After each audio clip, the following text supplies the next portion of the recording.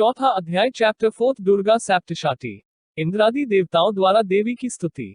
महर्षि मेधा बोले, देवी ने जब पराक्रमी दुरात्मा महिषासुर को मार गिराया और असुरों की सेना को मार दिया, तब इंद्रादि समस्त देवता अपने सिर तथा शरीर को झुकाकर भगवती की स्तुति करने लगे। जिस देवी ने अपनी शक्ति से यह जगत व्याप्त किया है और जो संपूर्ण देवताओं तथा महर्षियों की पूजनीय है, उस अंबिका को हम भक्ति पूर्वक नमस्कार करते हैं। वो हम सबका कल्याण करे। जिस अतुल प्रभाव और बल का वर्णन भगवान विष्णु, शंकर और ब्रह्मा जी भी नहीं कर सके, वही चंडिका देवी इस संपूर्ण जगत का पालन करे और अशुभ भय का नाश करे।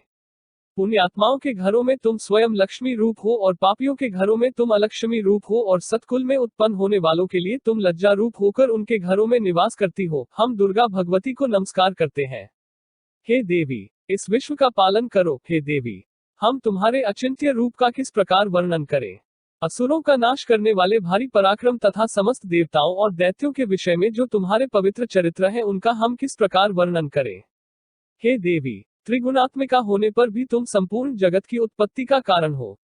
हे देवी, भगवान विष्णु, शंकर आदि किसी भी देवता ने तुम्हारा पार नहीं पाया। तुम सबकी आश्रय हो। यह संपूर्ण जगत तुम्हारा ही अंश रूप है, क्योंकि तुम सबकी आदिभूत प्रकृति हो।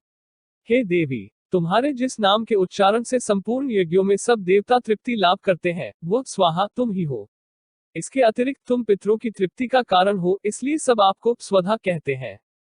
हे देवी, वह विद्या जो मोक्ष को देने वाली है, जो अचिंत्य महाज्ञान स्वरूपा है, तत्वों के सार को वश में करने वाले, संपूर्ण दोषों को दूर करने वाले, मोक्ष की इच्छा वाले मुनिजन जिसका अभ्यास करते हैं, वो तुम ही हो। तुम वाणी रूप हो और दोष रहित ऋक् तथा यजुर्वेदों की एवं उद्गीत और सुंदर पदों के पाठ वाले सामवेद की आश्रय रूप हो। तुम भगवती हो।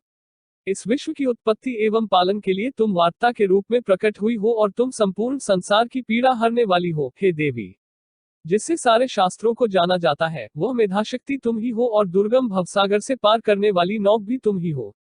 लक्ष्मी रूप से विष्णु भगवान के हृदय में निवास करने वाली और भगवान महादेव द्वारा सम्मानित गौरी देवी तुम ही हो। मंद मुस्कान वाले, निर्मल पूर्ण चंद बिंब के समान और उत्तम सुवर्ण की मनोहर कांति से कमनीय तुम्हारे मुख को देखकर भी महिषासुर क्रोध में भर गया। यह बड़े आश्चर्य की बात है। और हे देवी, तुम्हारा यही मुख जब क्रोध से भर गया तो उदयकाल के चंद्रमा की भांति लाल हो गया और तनी हुई भौहों के कारण विकराल रूप हो गया। उसे देखकर भी महिषासुर के शीघ्र प्राण नहीं निकल गए। यह बड़े आश्चर्य की बात है। आपके कुपित मुख के दर्शन करके भला कौन जीवित रह सकता है। हे देवी, तुम हमारे कल्याण के लिए प्रसन्न हो। आपके प्रसन्न होने से इस जगत का अभ्युदय होता है, और जब आप क्रुद्ध हो जाती हैं तो कितने ही कुलों का सर्वनाश हो जाता है। यह हमने अभी अभी जाना है कि जब तुमने महिषासुर की बहुत बड़ी सेना को देखते दो मार दिया है।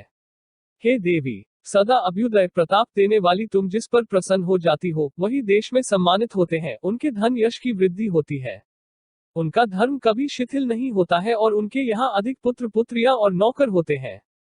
हे देवी, तुम्हारी कृपा से ही धर्मात्मा पुरुष प्रतिदिन श्रद्धा पूर्वक यज्ञ करता है और धर्मानुकूल आचरण करता है, और उसके प्रभाव से स्वर्गलोक में जाता है, क्योंकि तुम तीनों लोकों में मनवांछित फल देने वाली हो। हे मां दुर्गे, तुम स्मरण करने पर संपूर्ण जीवों के भय नष्ट कर देती हो, और स्थिर चित्त वालों के द्वारा चिंतन करने पर उन्हें और अत्यंत मंगल देती हो। हे दारिद्र दुख नाशिनी देवी, तुम्हारे सिवा दूसरा कौन है। तुम्हारा चित्त सदा दूसरों के उपकार में लगा रहता है। हे देवी, तुम शत्रुओं को इसलिए मारती हो कि उनके मारने से दूसरों को सुख मिलता है। वह चाहे नरक में जाने के लिए चिरकाल तक पाप करते रहे हो, किंतु तुम्हारे साथ युद्ध करके सीधे स्वर्ग को जाए, इसीलिए तुम उनका वध करती हो। हे देवी, क्या तुम दृष्टिपात मात्र से समस्त असुरों को भस्म नहीं कर सकती। अवश्य ही कर सकती हो, किंतु तुम्हारा शत्रुओं को शस्त्रों के द्वारा मारना इसलिए है कि शस्त्रों के द्वारा मरकर वे स्वर्ग को जावे। इस तरह से हे देवी, उन शत्रुओं के प्रति भी तुम्हारा विचार उत्तम है। हे देवी, तुम्हारे उग्र खग की चमक से और त्रिशूल की नोक की कांति की किरणों से असुरों की आंखें फूट नहीं गई। उसका कारण यह था कि वे किरणों से शोभायमान तुम्हारे चंद्रमा के समान आनंद प्रदान करने वाले सुंदर मुख को देख रहे थे। हे देवी, तुम्हारा शील बुरे वृतांत को दूर करने वाला है, और सबसे अधिक तुम्हारा रूप है, जो न तो कभी चिंतन में आ सकता है और न जिसकी दूसरों से कभी तुलना ही हो सकती है। तुम्हारा बल व पराक्रम शत्रुओं का नाश करने वाला है। इस तरह तुमने शत्रुओं पर भी दया प्रकट की है। हे देवी, तुम्हारे बल की किसके साथ बराबरी की जा सकती है, तथा शत्रुओं को भय देने वाला इतना सुंदर रूप भी और किसका है। हृदय में कृपा और युद्ध में निष्ठुरता, यह दोनों बातें तीनों लोकों में केवल तुम ही में देखने में आई है।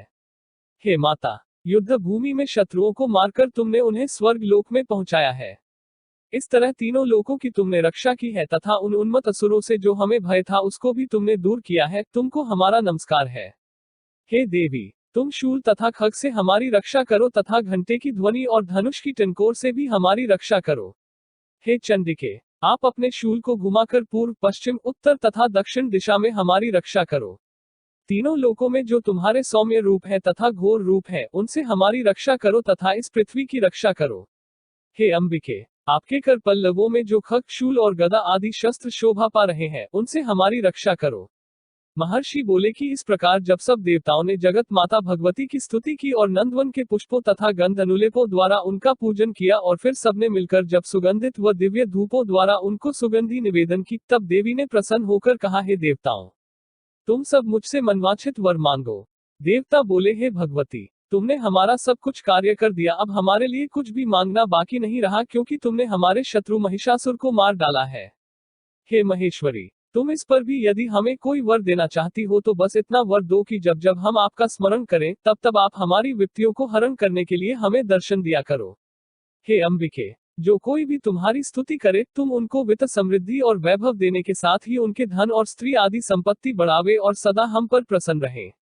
महर्षि बोले, हे राजन, देवताओं ने जब जगत के लिए तथा अपने लिए इस प्रकार प्रश्न किया तो बस तथास्तु कहकर देवी अंतर्धान हो गई।